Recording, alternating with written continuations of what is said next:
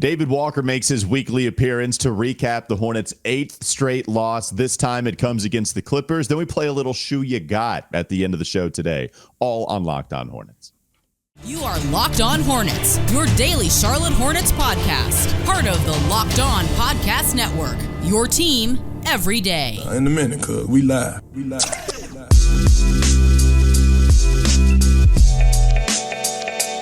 It's Locked On Hornets, part of the Locked On Podcast Network. It's your team every day. Thanks for making us your first listen. We are free and available anywhere you get your podcast, and that includes YouTube. This episode is brought to you by Game Time. Game Time. Today's episode brought to you by Game Time. What you can do is download the Game Time app, create an account, and use code LOCKEDONNBA for $20 off your first purchase. That's David Walker. You can find him on Twitter at David B. Walker. And that's Doug Branson. You can find him on his Substack, everyhornetsboxscore.com. You can also see him here on YouTube, not only sporting a Hornets Christmas sweater, but also sporting a mustache that is real clean shaven. Really good.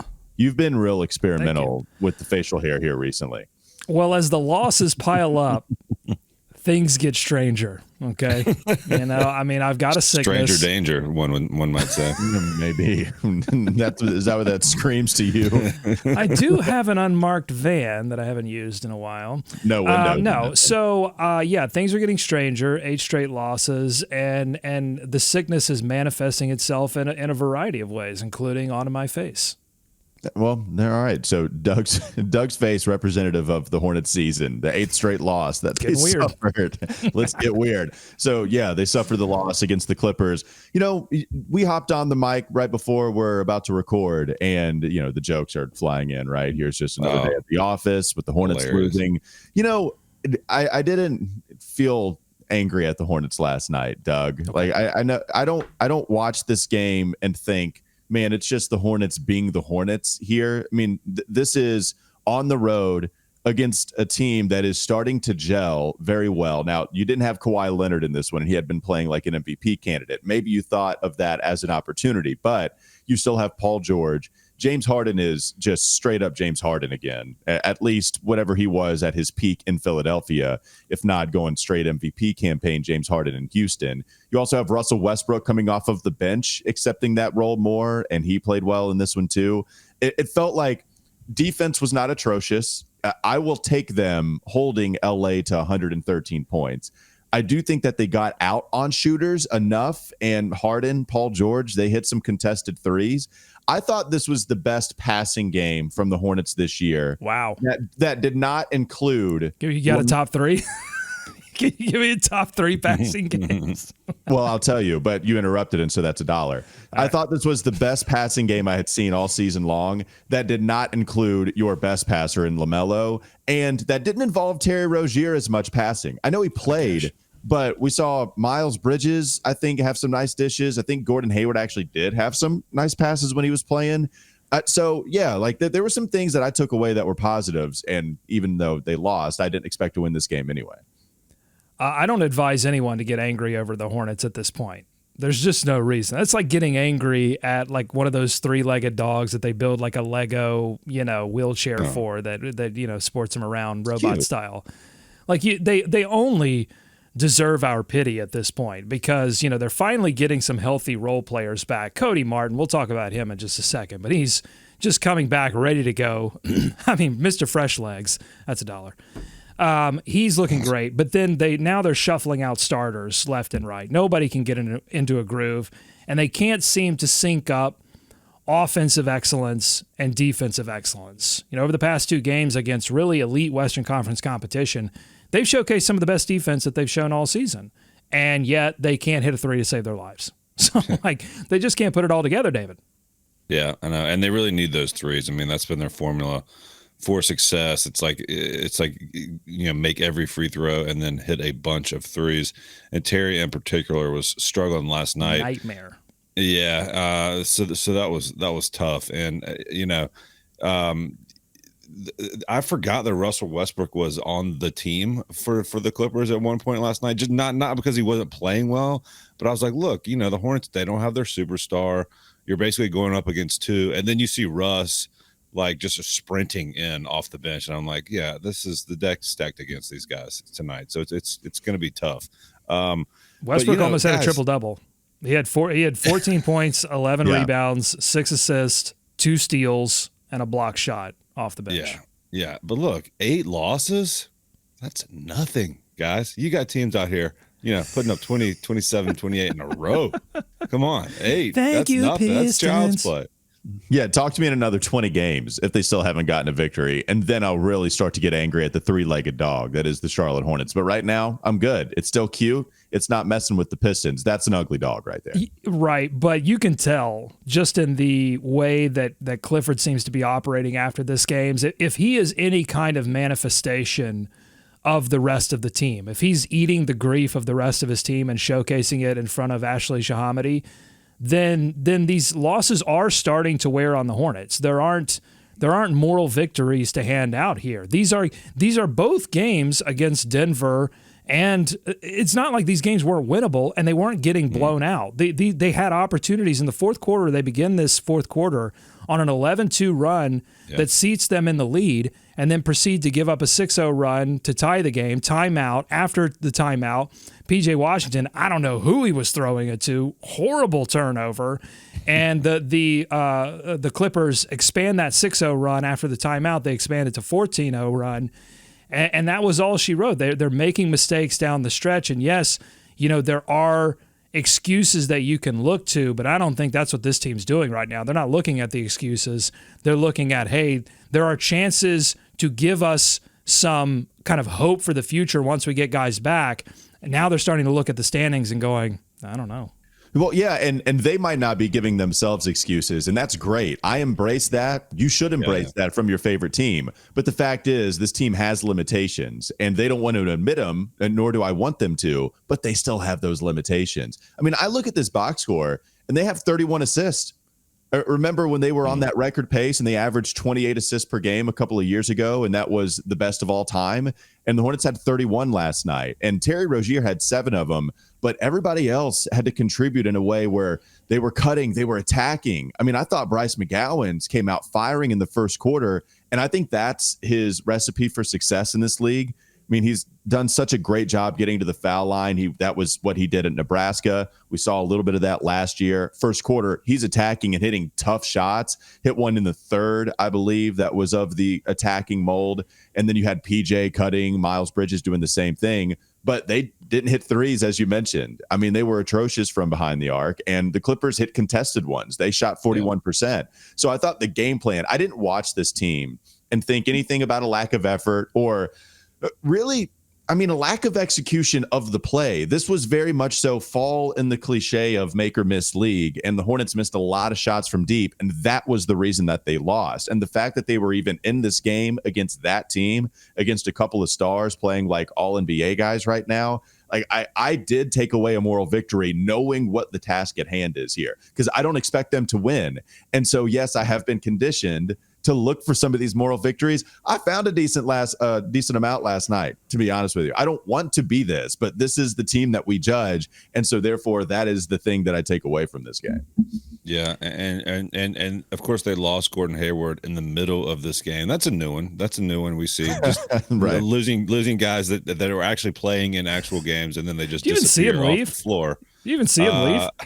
But I did think they really missed him in that stretch in the fourth quarter when I thought the offense bogged down a good bit. It was like a 17-2 run, Doug, that one that you were mentioning at one point, and they just didn't get a lot of great shots. The Clippers, kind of poured it on the offensive end against them, and they couldn't find a way to stop that. And they went on that little stretch where it wasn't pretty to watch. But other than that, they did have some things that you like to see. Well, and real quickly at the beginning, it's them running Gordon Hayward. All right, so Gordon Hayward dribbles. He can't get past everyone, but then he kicks out and then allows everybody else to get a beat on their man. Whereas if Miles Bridges is attacking, he's looking to score. Bryce McGowan's looking to score. Even PJ was finishing his twos last night. So that's what you're looking at. And when Gordon goes down, now you don't have that initial playmaker where Terry, that was happening at least in the first half, and Terry was firing up some shots also. That's what you would expect from him. Yeah, just it's it's going to be tough, man. Did anyone see? No one answered my question. Did anyone see Gordon Hayward leave? I feel like the injury report at the end of this game needed to say Gordon Hayward raptured. Vanished. Like, I didn't see him leave the bench. He was just suddenly gone. His uniform neatly folded on his seat at the bench. Top 3 passing games just by assist alone was the win in Atlanta to open the season. 34 assists, but they had 19 turnovers. So don't think you can call that the best passing game. The loss to Brooklyn right before Halloween, they had 33 assists in that game, only 9 turnovers. And then coming in at third, tied for third overall assist, is this Clippers game with a Miami game and a Washington win on 11-10. So there's your top passing games. Yeah, and this one looked great. Again, this one is not with LaMelo. The Brooklyn game, LaMelo. Atlanta game, LaMelo. This one not having him and still finishing up there. I just thought they were moving the ball like hell. And that was one of the messages from Steve Clifford. He was mad against the Nuggets, how they played ISO ball. This team kind of listened. As we talk about the message not getting through to this team, one of the number one things Steve Clifford said after the Nuggets game was, first half, our passing was good. Second half, we were entirely too based in ISO offense. What happens here? They move the ball a lot. That's a point for Steve as far as the old message. We don't want to listen to it anymore. That happens with every coach about to exit a franchise. At least they picked it up here. So kudos, Steve. Kudos. They're moving the ball like hell, and Gordon Hayward went to heaven. Go ahead and getting swiggy with it off of that is Doug Branson. All right, let's continue on. Cody Martin. Doug was giving him some praise. Should we give him some more? Coming up next on the Locked On Hornets podcast. Don't go to sleep on the Hornets just yet. How has Cody Martin looked after a long wait and a couple of games back from an injury where he didn't even play in a year's worth of time? We'll get to that in just a moment on Locked On Hornets.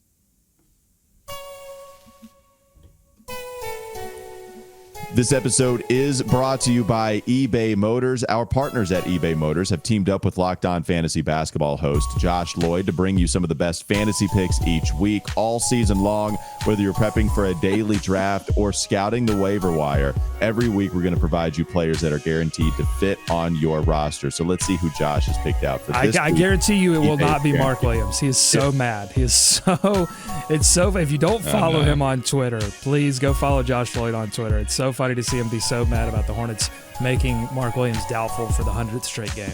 What's funny is he said, I look, my favorite team put out an injury report again. He's just fully leading into it. And then Mark Williams is listed as out.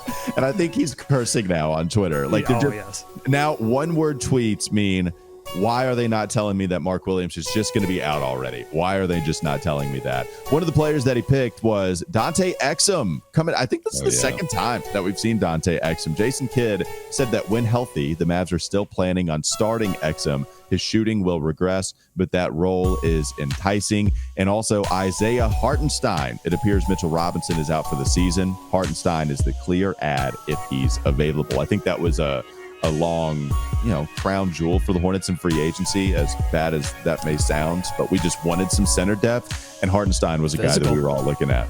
With over 122 million parts for your number one ride or die, you can now make sure your ride stays running smoothly. Brake kits, LED headlights, roof rack, bumpers, whatever your baby needs, eBay Motors has it. And with eBay Guaranteed Fit, it's guaranteed to fit your ride the first time, every time, or you get your money back. Plus, at these prices, you're burning rubber, you're not burning cash.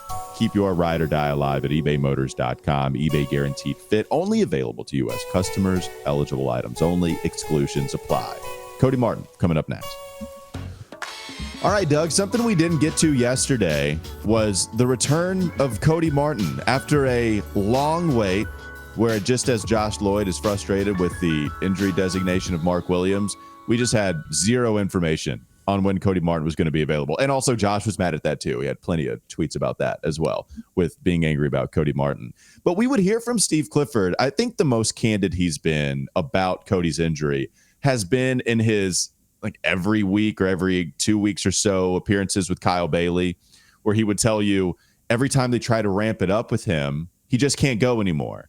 And then he has a setback. And so they're careful with him. He ramps it up. He has a setback.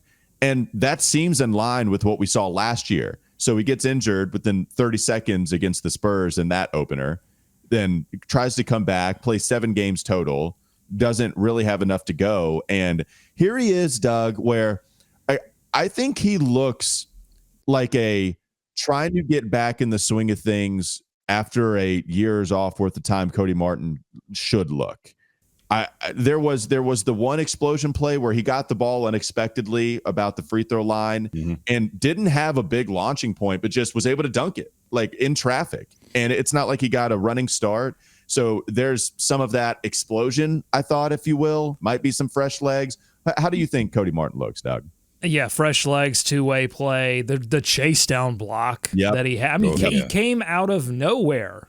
And you can't say that about a lot of guys on this team. Well, they just came out of nowhere. No, the combination of athleticism and just running back hard is something that this team was very short on pre-Cody Martin coming back. And a testament to him that he has looked so in the groove, so fresh, so in shape. He's obviously, and I think we knew this wasn't a surprise, but he had been working very hard to get back. There was no question about that. I think a lot of Hornets fans were frustrated that he wasn't back. But I don't think maybe some Hornets fans were questioning his kind of want to. They were. It was. And that was probably unfair. And that was probably unfair based on what was being reported, which is that he really did want to get back and play. It's not like they gave him, some massive world-changing contract. He's not making a max deal, right? I mean, he's playing for his next deal. Well, really, he wasn't playing for his next deal. That was hurting him. So testament to him that he stuck with it and to the team for being patient. And obviously we've got some games to go before we can really have a sigh of relief that he's okay, that we're not going to see what happened at the beginning of last season where he plays, a couple of minutes and is out again. But he's made it 2 games. And so, they were patient with this, and if they can have him for the rest of the season, that's obviously going to benefit this team that needs his services. He's a good player. He's a solid NBA rotation player, which the Hornets desperately need. Yeah, really. At what point, Doug, last night did you say maybe they did keep the right to win?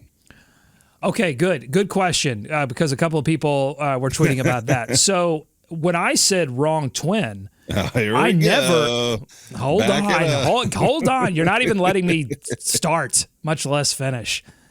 When I said wrong twin, it wasn't about Cody Martin's skill set. It was about his availability, and really it was about what Caleb Martin was doing in Miami. It was just the contrast of not having what I knew Cody could give this team and what I was seeing happening with Caleb Martin. That's all that was about.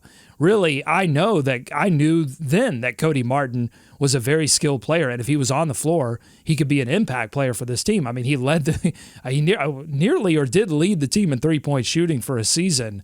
And while I think we probably slightly overrate his defensive impact, I mean, he had a block shot and 2 steals in this game. He was all over the floor. He had 4 steals. So he had 5 stocks, man. Yeah. Like, you're just coming back. Yeah. Yeah. So I think we slightly overrate his ability to guard elite talent one-on-one, but he's an effort player, and he was showing it against the Clippers. Yeah, he's an effort player, and that almost feels like a slight or something, but he's really good all around, and the energy that he gives on loose balls and getting those steals, it feels like it is infectious to the whole rest of the team, right? Like that brings them up a level and gives them an extra boost, man. And so it's refreshing to see. Hornets fans are so just gun shy about injuries at this point that it's understandable, when they get frustrated. But obviously, I'm sure no one was more frustrated than Cody and his inability to get back on the floor. But you can see it in the team and just in the bounce that he kind of gives to the rest of the guys out there, that it's a major boost to get him back. And he does look good, man. I mean, I'll say that, when they're bringing guys back, as long as they can stay on the floor, they look like they're ready to go. And he reminded me of his twin a little bit in those, in that playoff run last year, because he looks really good. They just need the bodies, man. I mean, look, when you're matching a Russell Westbrook sub with the Ish Smith sub, God bless, it's Well, the Thor sub. I mean, the Thor's getting we're getting less Thor, maybe never again Thor. He's getting the DNP with Cody Martin back. And why he's getting the DNP is because they were losing. Now, look, there's a variety of reasons why they're losing games right now, but they were losing games previously because they couldn't count on one single player off the bench giving them 8 to 10 points. And that's part of what Cody Martin represents. You can count on him to do that. And if need be, he can start. And if need be, he can play a little point guard. He's done that for this team. Honestly, I would advocate for more Cody Martin at this point and more Nick Smith Jr. and less Ish Smith. That's what I think should happen. Yeah, very excited to see Nick Smith come in there. He gave some Cody Martin-like energy, in my opinion. I mean, he's a rookie. So I was watching him on defense, waiting for him to just get completely lost or spun around out there, and he really didn't. But he's very. I know we're talking about Cody Martin here, but I saw a lot of Cody Martin in that Nick Smith energy. He's really trying hard. He's hitting a three every once in a while, and he feels like another connector. And they need somebody out there who can be an impact player and a connector. That the ultimate glue guy for them is Cody Martin, but it feels like Nick Smith Jr. also needs a few more minutes, in my opinion. It's just nice to see him out there. What Nick Smith Jr., I don't know if you heard this, but Nick Smith Jr. was consulting with Cody Martin on how to slide his feet to be a better defender. And I really do feel like if you're Nick Smith Jr., you're right. You're kind of right on the edge of that rotation. A little bit of this is about politicking. And to get that out there that, hey, coach, look who I'm talking to. Hey, I'm talking to the guy about sliding my feet on defense. You like that, right? I think there's a little bit of that going on. And I think he's smart for doing that. Final thing on Cody Martin. I'm excited to see Brandon Miller and Cody Martin play minutes together because I think so much of it has been Brandon getting put on some of the harder assignments with the other squad. And so if you bring in Cody at the 2, Brandon at the 3, they played 5 minutes together before Brandon hit the deck in that first quarter. But Cody Martin at the 2, Brandon at the 3, then you're talking about PJ, Miles, whoever the center is at that point. That's what I want to see, and just how much that frees Brandon up. And offensively, what I really like about both of those guys together, they actually do something very similarly in that they're both really good cutters. Brandon more so the sneaky, you're not paying attention to me, so I'm going to make you look like a fool kind of cut, where Cody just is making the right one, where defense is not rotating back in time, and he just makes a beeline for it on the baseline and is able to get some nice baskets that way. I think he's really good at that. So the fact that you could have 2 lurkers in the corner and then just see if the defense isn't paying attention or just beat you to the spot. And remember, they did a nice job cutting last night. That's how there were some assists. That's how there were some lobs. There were a decent amount of dunks. Good dunk game for the Hornets. So I'd like to see what Cody and Brandon can do together, and then whoever's your lead guard, whoever fills out the rest of your front court. You had another thought on that before we move on? The reason why they had a lot of assists, it's really amazing that they had this many assists when they were shooting this poorly from 3. They were in the paint. They were cutting, Well, they were cutting, but they were finishing at the rim. And part of that, I think, is the one guy that I also wanted to get to, which was Bryce McGowens, who was finishing in the lane through contact, looking really athletic. And once again, here we are, Bryce McGowens getting the starting opportunity and raising his game. And now what I would like Bryce to do is to filter back to the bench, although with Cody Martin back, I don't know, he might filter way back into the bench. But I'd like to see some of that off the bench, like take those opportunities and do it there too. Yeah, because if LaMelo comes back, then is it Nick Smith Jr. going? I mean, that's going to be tough. Fans aren't going to be thrilled with Bryce getting the minutes over Nick Smith Jr. If you're going with they're not. A Hornets hierarchy, is that something? Hornets hierarchy we can keep going. And Nick Smith Jr. is certainly ahead of Bryce McGowens. What? This is the best two guard play that the Hornets have had, like 2 guard depth that they've had, maybe in franchise history. Well, they don't have the best two. They don't have the best 2 guard in franchise history, but just in terms of the number of guys they can count on at that position, this is a pretty crazy time in Hornets history with that position in particular. Crazy times. Yeah, but that's not a reflection of the supreme level of talent that they currently possess. It's a reflection of the lack of talent they've had, they featured at that position those many years. Trust me, that's not why David and I were laughing. We got the joke for sure. We were not. We were not. That's ridiculous. They've had such an extensive history of two guards in the past. That was, yes, we get the joke very much so. All right, one more segment to go. Coming up next on the Locked On Hornets podcast. Don't sleep on the Hornets just yet. David's here, so we play some Shoe Ya Got, and I think Doug is gonna just embrace all of the hatred that David had for one player's shoes. It's, we're only feeding the beast here, but it's going to happen. Stay tuned to find out how Doug is fed in the last segment of Locked On Hornets. This episode is brought to you by Game Time. Game Time is the only ticketing app that gives you complete peace of mind with your purchase, and you can see the view from your seat before you buy, so you know exactly what to expect when you arrive. All-in prices show your total up front, so you know you're getting a great deal without hidden fees. Buy tickets in seconds with just 2 taps. They're obsessed with finding ways to help you save money on tickets, too. Game Time has deals on tickets right up to the start of the event, so it's great for procrastinators, and it's even an hour after it starts too. You can still buy those tickets. It's the place to find those last-minute seats, and the Game Time guarantee means you'll always get the best price. If you find tickets in the same section and row for less, Game Time will credit you 110% of the difference. Not even just 100, just 100. Like, that would be bad. 110% of the difference. You can take the guesswork out of buying tickets with Game Time. Download the Game Time app, create an account, and use code LOCKEDONNBA for $20 off your first purchase. Terms apply. Again, create an account, redeem code LOCKED. ONNBA, Locked On NBA for $20 off. Download Game Time today. Last minute tickets, lowest price guaranteed. More Locked On Hornets ahead. Lots of people getting shouts in this game. That's what it felt like, right? They lose, but also it felt like people played well. There were some Hornets that actually played well here. Oh, yeah. What's another shout you want to give out, Doug? I want to go back to Nick Smith Jr. and shout out because he hit the 3 in the fourth quarter, and it made me think of I think the nickname that I'm going to land on with him, if he keeps this up in the fourth quarter, if he keeps throwing some exciting plays, I'm going to go Nick at Night. I feel like that's going to be what I land on. We're still workshopping it, but Nick at Night, especially on the West Coast, I mean, giving me a reason to stay up. Boy, these late tips are brutal.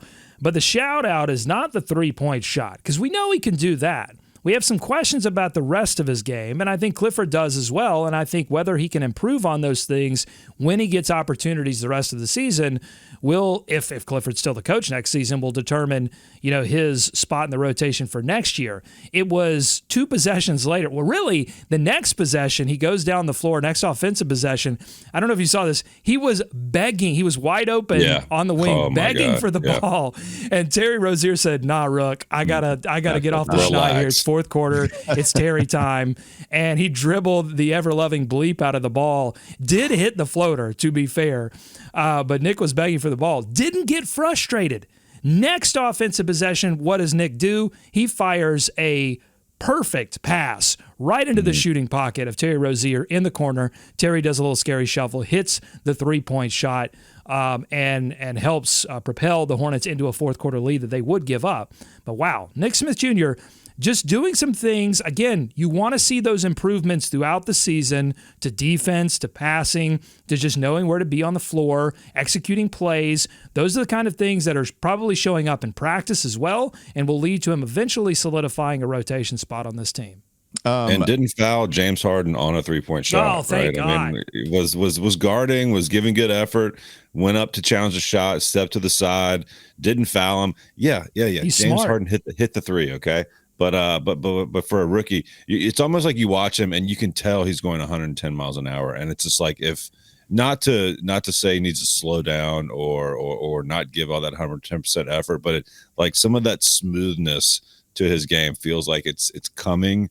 But to your point, like the passing is getting there, and if he can just kind of get into a nice zone of playing, and maybe that comes with more minutes. It feels like he can be a decent contributor here.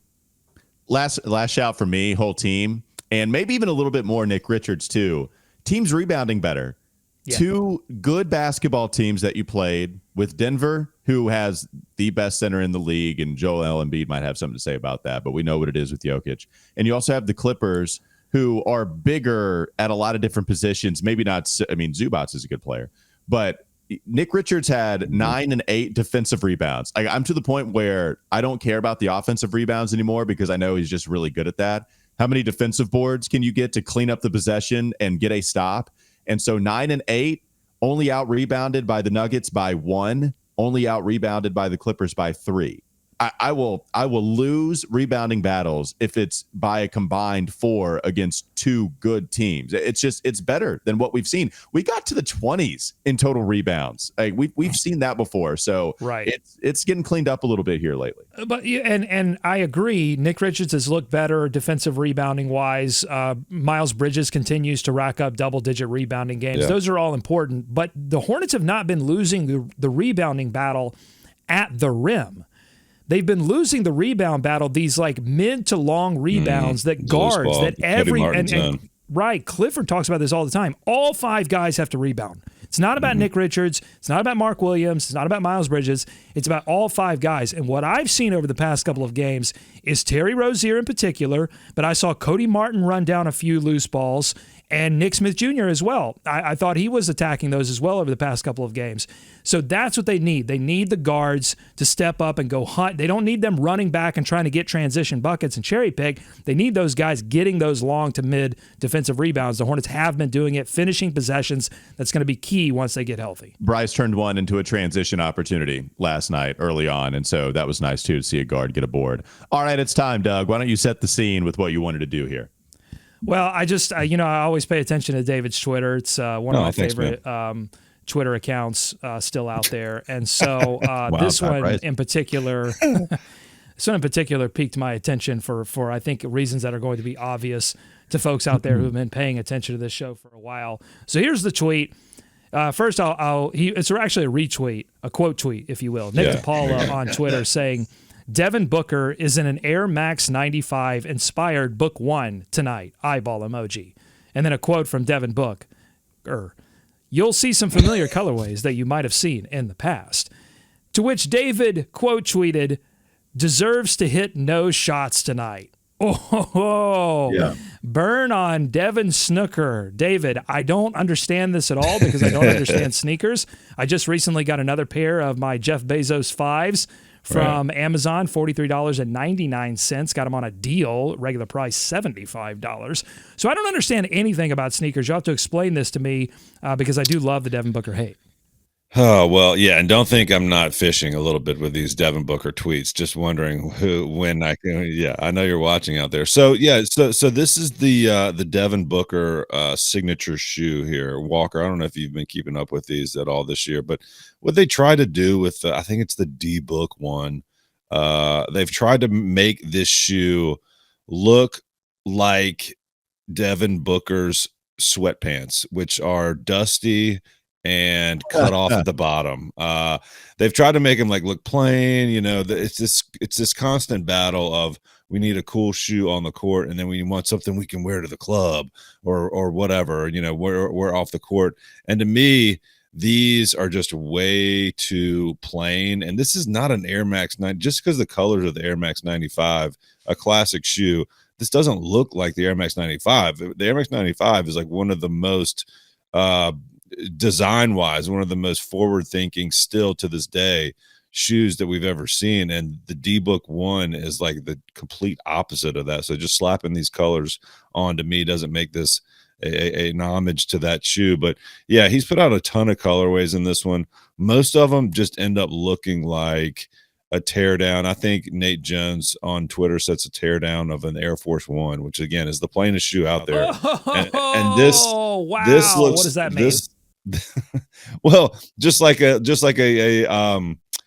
teardown of a real signature shoe. So something that's not exactly. And you know what all of that means? It means that Devin Booker once again is trying to snooker people. First it was basketball fans pretending like he was, a dominant all NBA guard that can win you playoff games, can win you finals games. Just because he can put up 70 doesn't mean that he's all of a sudden Michael Jordan. Here he is snookering consumers with this shoe that is really just a teardown of whatever David was saying there.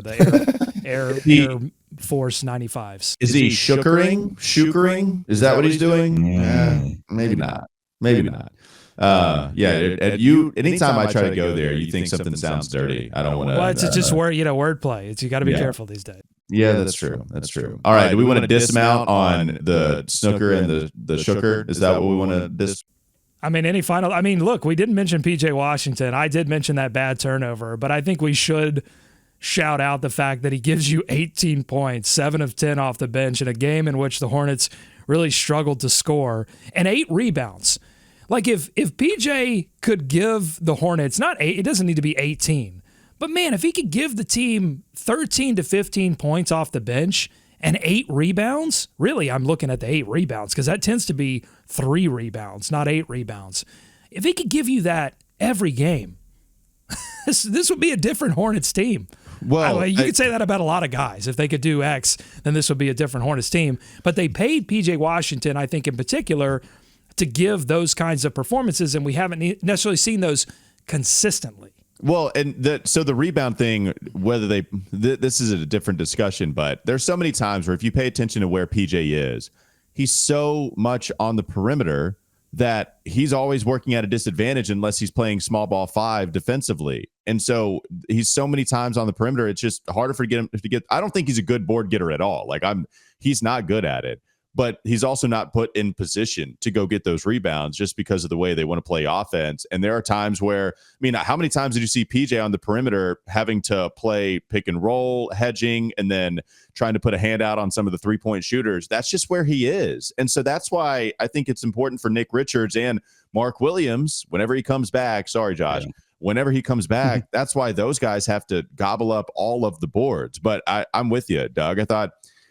Here's what I want from PJ consistently, because the shot's not falling after he was on a tear at the beginning of the season. It's just not falling. What did happen, I guess to be fair, at the first 3 games of the year, PJ wasn't hitting from 3, but he was still performing at a real efficient rate because he was finishing in the paint. That was playing alongside LaMelo Ball, no Miles Bridges. Now Miles comes back. When we talk about guys' roles switching so much, PJ is the first guy you look at because he's the one that can do it, even if it's not best suited for him.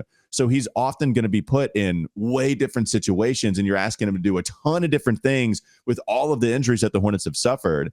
And so it's like, I just want him to see a 50-game sample where this is your role, you get to perfect it, and that's what your identity is going to be. But you can't do it. And that's just because of all the injuries. And so, yeah, good game from him last night. And that's why I don't leave this game, angry at anybody.